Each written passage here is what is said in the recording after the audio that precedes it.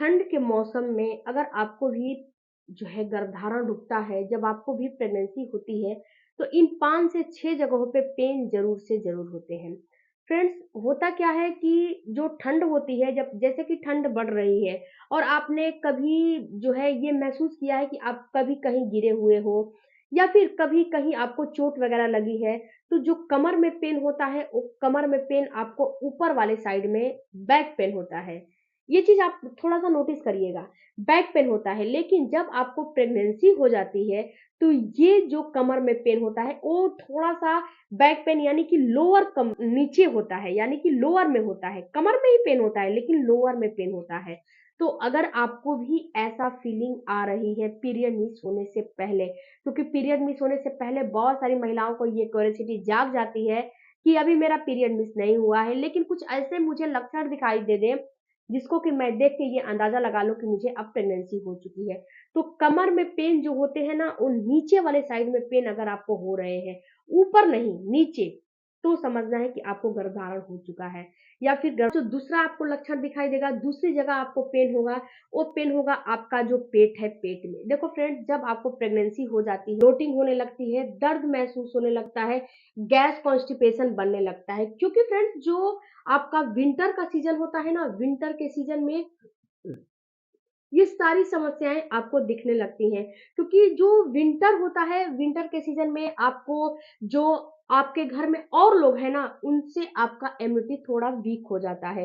Immunity weak होने की वजह से ये सारा चीज़ आपको जो है झेलना पड़ता है, फ़ील होने लगता है।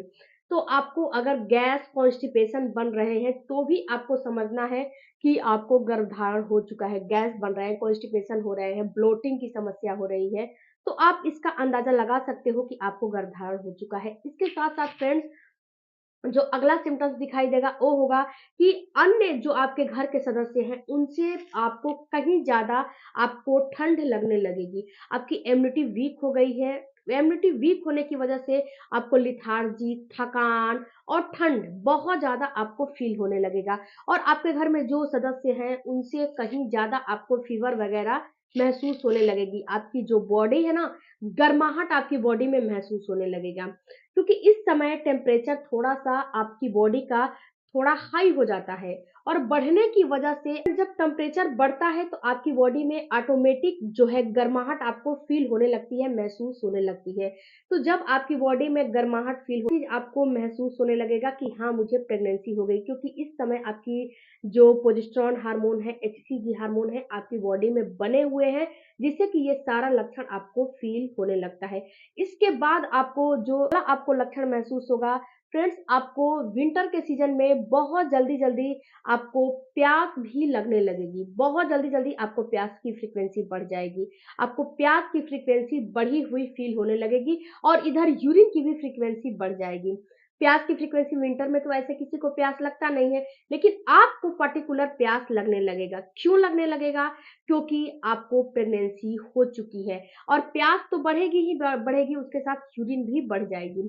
तो यूरिन भी बढ़ जाएगी, प्यास भी बढ़ जाएगा इस विंटर में तो ऐसे भी किसी को पानी पीने की इच्छा नहीं होती है, लेकिन आपको महसूस होने लगेगा।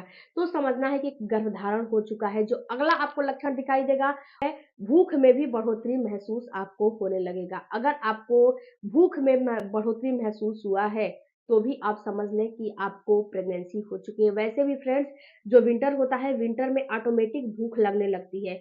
लेकिन आपको जो भूख है, कम भी हो सकता है, ज़्यादा भी हो सकता है, क्योंकि हमारे समाज में जो महिलाएँ होती हैं, कई उनका जो प्रकार होता है, कई प्रकार की महिलाएँ होती हैं। सबकी प्रेगनेंसी, सबकी बॉडी अलग-अलग होती है। तो आपको भूख की भी फ्रीक्वेंसी बढ़ सकती है, भूख की फ्रीक्वेंसी कम भी हो सकती है। ऐसा नहीं है कि केवल बढ़ेगी ही, कम भी हो सकती है, बढ़ भी सकती है। तो आप ये समझ सकते हो कि आपको कहीं न कहीं गर्भधारण हो चुका है। इसके साथ-साथ फ्रेंड्स, जो अंगों में दर्द की बात है, फ़ील होने लगेगा। इस समय होता क्या है फ्रेंड्स कि आपको विंटर ठंड लगने की वजह से भी सर में दर्द होने लगेगा। लेकिन पर्टिकुलर अगर आपको पीरियड के 22वें, 23वें, 24वें, 25वें दिन के बाद से महसूस हो रहा है और पीरियड आने से कम से कम 4 से 5 दिन के पहले आपको ऐसा फ़ील हो रहा है, तो आप समझ सकते हो कि कहीं न कहीं आपको प्रेगनेंसी हो चुकी है, तो ही ये चीज़ समस्या आपको आ रही है। सर में दर्द फील होने लगेंगे। कभी-कभी कितने लोगों को तो जो ये हाथ होता है ना, जो हैंड होता है ना, हैंड में भी पेन होने लगता है। तो फ्रेंड्स ये सारा जो सिस्टम होता है, ये सारा सिस्टम आपके हार्मोन के द्वारा ही होता है। जब हार्मोन बढ़ता है तो ही ये सारा चीज़ होता है। अगर हार्मोन आपका नहीं बढ़ेगा, तो ये सारा चीज़ नहीं होगा। हाँ, ये है कि अगर आपको विंटर के सीज़न में फ़ीवर वग़ैरह आएँगे तो ही ये सारा चीज़ होगा। नहीं तो हार्मोन बढ़ेंगे, प्रोजेस्टेरॉन हार्मोन बढ़ेंगे, एस्ट्रोजन बढ़ेंगे, आपके अंदर एफएसएच बढ़ेंगे, इसके साथ-साथ एचसीजी हार्मोन बढ़ेगी, तो ही ये सारा लक्षण दिखाई देगा, वरना ये सारा लक्षण आपको दिखाई नहीं देगा। ऐसा बात नहीं है कि प्रेगनेंसी नहीं होती है, फिर भी लक्षण दिखाई देते हैं। अगर आपको ऐसा होता है कि प्रेगनेंसी नहीं हो रही है और फिर हर महीने प्रेगनेंसी के लक्षण अपीयर हो रहे हैं, तो ये प्रीमैच्योर सिंड्रोम की समस्या आपको हो रही है। लेकिन जो पीरियड आने की समस्या है और जो प्रेगनेंसी है, उसमें थोड़ा-सा फ़र्क होता है। अगर आप इस फ़र्क को समझ जाओगे, तो आपको पता चलेगा कि आपको कौन-सा फ़र्क कब करने हैं। क्योंकि जब प्रेगनेंसी होती है, तो उस समय जो आपको फ़र्क महसूस होते हैं, वो कुछ अलग होते हैं और जब पीरियड आते हैं, उस समय जो फ़र्क होते हैं, कुछ अलग होते हैं। जैसे कि पेट में दर्द। पेट में दर्द प्रेगनेंसी होती है, तो अलग होते हैं, पीरियड आते हैं, तो अलग होते हैं। दूसरा कि आपको जो उल्टियाँ, नोज़िया का जो लक्षण होता है, ये केवल प्रेगनेंसी में ही होते हैं।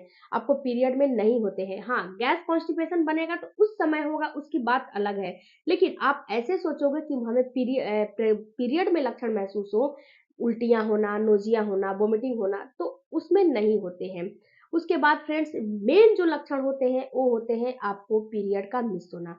जब पीरियड मिस हो जाता है तो सबसे पहले 4 से 5 दिन पहले आप प्रेगनेंसी टेस्ट करें। उसके बाद तो ही कोई आप रिजल्ट पे पहुँचे कि हमें प्रेगनेंसी है कि नहीं है।